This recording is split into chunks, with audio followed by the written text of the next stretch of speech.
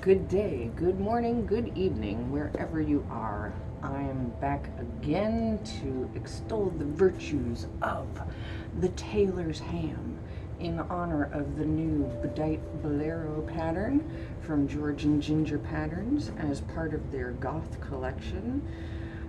Christy's going to be coming out with some sew-alongs for YouTube, and I really can't wait for that. And I know while y'all are waiting for your fabrics to show up and for those videos to come out, I wanted to show you all again how great it is to have a tailor's ham in order to get these sleeves installed perfectly on the first try. And it also winds up helping with all of the curved seams and ruffles that go into this fully lined jacket and vest, whatever. I've had this tailor's ham for quite some time. I got it from Victory Patterns, and there's a blog on Tilly and the Buttons on how to put it together.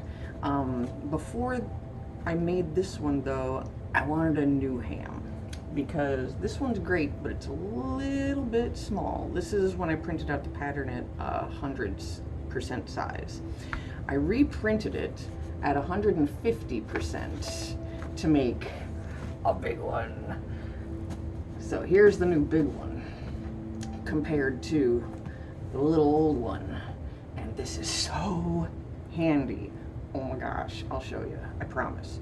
If you want me to go further into detail with a video on how to actually assemble the tailor's ham, I can do that.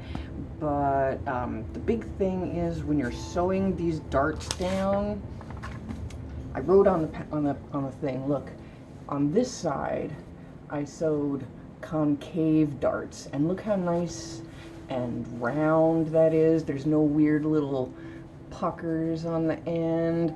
And on the other side I sewed convex darts, and you can see, look how flat that is on the bottom. Now on the ham, that works out great because that gives you a nice flat surface to work on, or to have on your table, and then a nice rounded area for you to work on top. So you'll see why this ham at 150% is absolutely amazing, especially for these particular sleeves. So I'm gonna bring the camera down to my tabletop, and I guess I'll give you a little bit of a heads up. I've got a partially assembled another bolero over here. I've got one sleeve on, and then I've got to put on the other one. Christy mentions in the directions right at the beginning, stay stitch all of your pattern pieces before you start putting them together, especially if you use something like linen like I have, because it's really flippity floppity and it's going to want to stretch out of shape, and with all these curves you're going to accidentally stretch it out of shape without the stay stitching. And actually with the linen, I found it easier to trace with chalk the pattern onto the fabric, and before I even cut them out, I went around and did all of the stay stitching, so that there was little to no chance of the pieces stretching out of shape, because they do actually still want to sort of stretch out of shape even with the stay stitching, but with the stay stitching there it doesn't, and it's really easy to wrangle back into shape. So here's the sleeve, and you can see the yellow line of stitching is my stay stitching, and these two blue lines here are my gathering stitches. So you're going to find out exactly how easy it is to install a woven sleeve that's going to be big and poofy and gathered onto a little round armhole. So let's bring the camera down a little bit to the tabletop,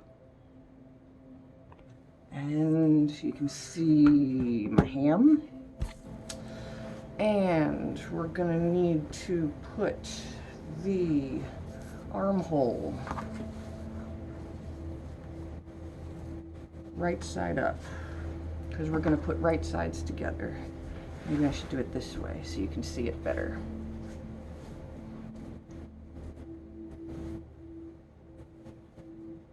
So here we go. Look at that. Nice round armhole. And clips are good, but you're going to want to use pins in this case because we're going to need to iron it later. So I like to match all of my points. So here's my seam and here's the two corners. And oh yeah, gathering.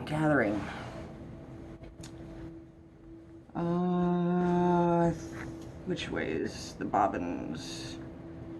Here we go. So I know sometimes people tell you to tie off one end, but I generally like to just kind of start pulling from one side up into the middle and then pulling from the other side.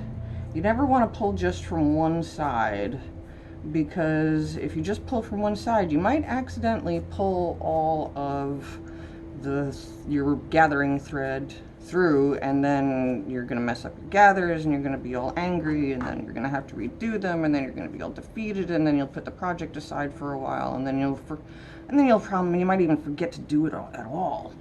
So gather up the pieces, and it's always better to gather it up a little bit too small than it is to gather it up not enough. So I just tend to gather it all up quite a bit. Oh, and you know what? I forgot to mark where my center line was. Where's that center line hiding? There it is. I'll grab a clip for that for now. Okay, so I've got some stuff gathered up. And now, right sides together. Okay, so I'm going to take that center line and put it right over the seam line, right there. And just stick it down. Now I'm going to take this bottom piece and, okay, I gathered it up a little bit too much. So I'm going to pull it out a little bit until I can get this corner to meet up with this corner and just stab it. And already I can show you why the tailor's ham is so great. Because while you could be doing this up in the air, fiddling it around, or having it on your hand, this supersized ham, watch this. I'm gonna have to pick it up so that you can see what happens when you pick it up. So I'm grabbing it here, and watch. It's automatically going to flip around, and you're going to be able to stretch this over this way until that meets the other place. Unpick or unpoke, repoke, and look, even though it isn't perfect yet, this is where the gathering to fit part starts. Stab harder. This is where you can see, okay, so from here to here, we're going to want it to be flat, so we can actually put that down and put some pins or clips in this flat area, and also on this side.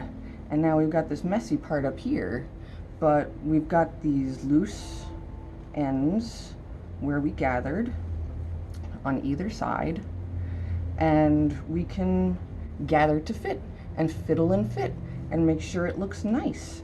And when it finally gets to a part where it looks nice, like, let's see.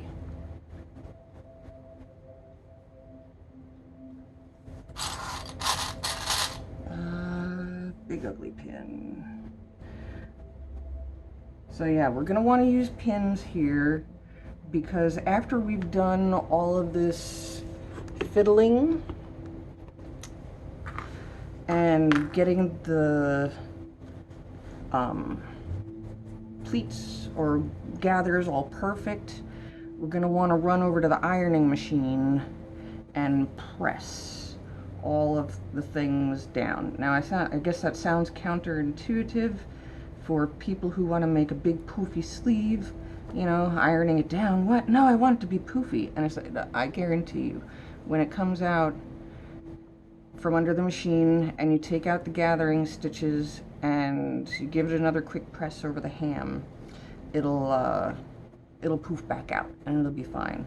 So there, I mean, you know, I'm terrible at editing, so I'm just going to show I've shown you. Look, this is basically what happens. You just fiddle with it, pin it down, and then iron it, and you'll be able to run it through your machine. And you can see, if you know, I know what side the front is. I have a tendency to prefer to have more of my, I tend to prefer having more of the gathering up towards the cap and less towards the front and back. But you can hold the thing up and you can be like, all right, well, this is going to be my sleeve. How do I want this to look? Because basically when you turn it back, or back right side out again, it's going to look exactly like this. And this is what you want, a big poofy sleeve, and it fits perfectly on the ham. So yes, I love Tailor's hams. You should make one. Victory Patterns. Tilly and the Buttons does a how-to. Sew some concave darts, and it'll only take you like maybe an hour or two. And if you've got lots of scrap cabbage laying around, you can just stuff it with that. That's all this is stuffed with. This is stuffed with a bunch of cotton scraps that I had laying around because I didn't know what to do with them, because I don't throw anything away because I'm a crazy crafter. So all right, everybody, have fun with the new Goth Collection. I hope you really use some Tailor hams and start loving them, because they make life a lot easier, especially with all the ruffling and gathering and pinning and darts, ironing. Yes, do it.